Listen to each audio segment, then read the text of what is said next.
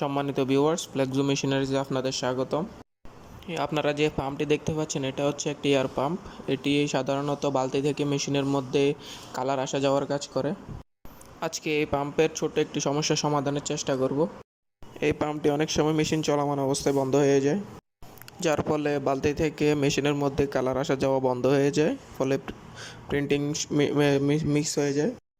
এর সহজ সমাধান হচ্ছে এই পাম্পের নিচে একটি এয়ার ফিল্টার আছে, আপনারা দেখতে পাচ্ছেন। এই এয়ার ফিল্টারটি আমি সর্বপ্রথম খুলে নেব। এই এয়ার ফিল্টারের মধ্যে বিভিন্ন ধরনের বালি এবং ময়লা জমে এটি বন্ধ হয়ে যায়। আপনারা দেখতে পাচ্ছেন এই এয়ার ফিল্টারের মধ্যে অলরেডি ময়লা জমে গিয়েছে।